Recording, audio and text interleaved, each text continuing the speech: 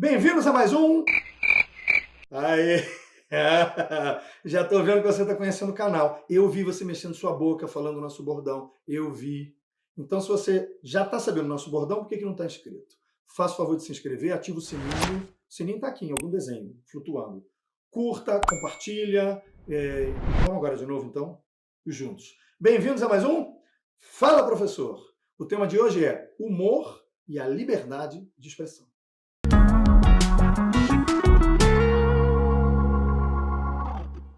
Hoje a gente vai falar um pouco sobre elementos do humor e sua relação com a liberdade de expressão por duas razões. Primeiro, que ele é um elemento muitíssimo significativo da interpretação e, claro, interessa muito para o nosso canal. E também é importante que se diga, hein? Não é um gênero tão reconhecido quanto deveria ser. Por outro lado, a gente quer indicar alguns benefícios que o humor traz e a relação deles com a liberdade de expressão. A gente sabe que esse tema já foi muito explorado e pretende dar um enfoque um pouquinho diferente para contribuir.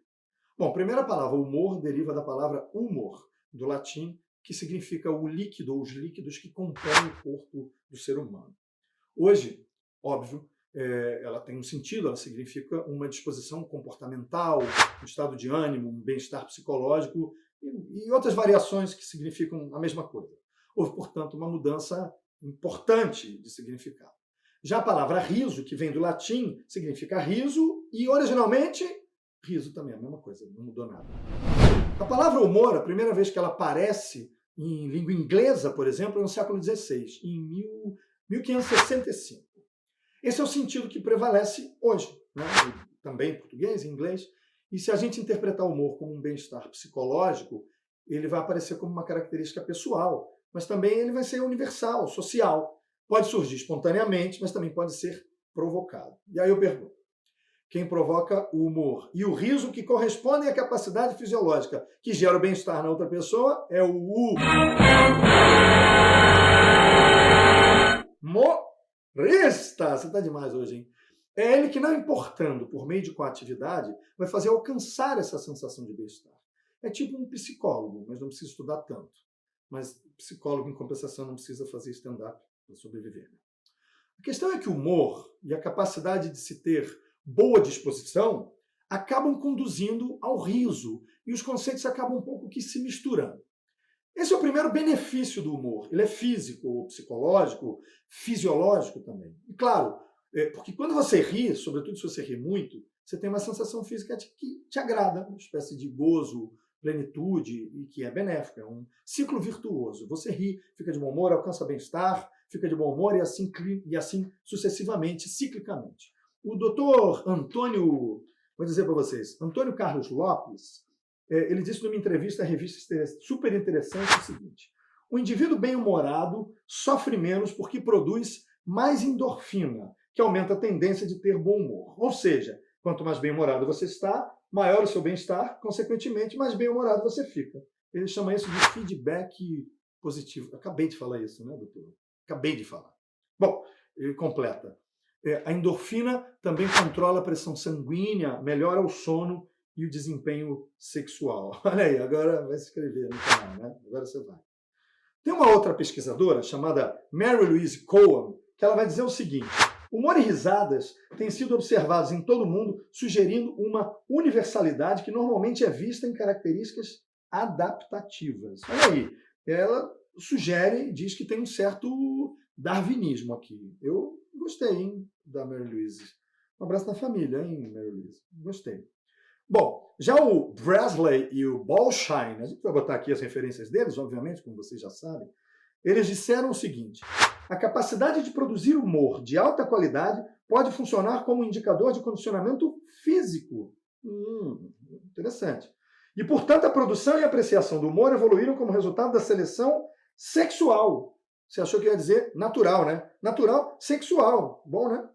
No nosso estudo, deles, obviamente, os participantes escolheram qual a pessoa era um parceiro mais desejável para um relacionamento romântico. E olha só, somente mulheres, avaliando homens, escolheram pessoas engraçadas como parceiros de relacionamentos preferenciais. Agora vai chover inscrição, com certeza. Bom, há outras concepções importantes e diferentes, e a gente vai colocar algumas delas aqui, principalmente do Martin Heidegger, que é um filósofo alemão e um dos mais importantes pensadores do século. Bom, nesse sentido, a gente tem o primeiro benefício entendido. Por outro lado, o humor traz enormes benefícios sociais. Agora eu não estou falando mais fisiológicos. Ele faz muito bem à sociedade, porque ele coloca a luz sobre temas que muitas vezes a sociedade não tem sequer a coragem de discutir. E temas, inclusive, que são regulados, que são controlados ou proibidos pelo direito. Racismo, misoginia, xenofobia, homofobia. Jogar luz nesses temas é muito importante para o convívio social, para que o direito saiba qual caminho ele deve seguir. Portanto, qualquer caminho que seja seguido deve ser permitido que se fale de qualquer tema. A liberdade de expressão, portanto, é uma estrada a ser seguida e a direção dela se dará junto com outros elementos caros à sociedade, como a moral, a ética. O humor, portanto, tem uma importantíssima função social. E se o humor faz bem à saúde, porque rir faz bem à saúde, e também do ponto de vista fisiológico, e do ponto de vista social ele é benéfico, então a censura a atos de humor é ao mesmo tempo ilegal, antifisiológica, antinatural, é o que parece. Não estou forçando a barra, não estou forçando a barra, não. A gente vai evoluir nessa discussão. No caso do Brasil, a nossa Constituição permite a liberdade de expressão total do pensamento, permite a expressão da atividade intelectual, artística e de comunicação, e tudo isso sem censura. E como se não bastasse, determina que é livre o exercício de qualquer trabalho, desde que regulamentado. Como consequência desse trabalho, o sujeito possui os direitos autorais previstos em lei. Ou seja, se a pessoa pode pensar o que quiser, transformar em arte o que quiser, se comunicar como bem entender, criar obras, e se esse ofício é livre e ainda protegido por direitos atribuídos pela Constituição, traz benefícios fisiológicos e sociais, como é que a prática do humor pode ser limitada por alguém por insatisfação pessoal, como parece que querem por aí? Eu não estou nem perguntando por quem. Eu até poderia perguntar quem limitaria o limitador, ou quem fiscalizaria o fiscalizador, perdão. Mas eu não estou entrando nisso.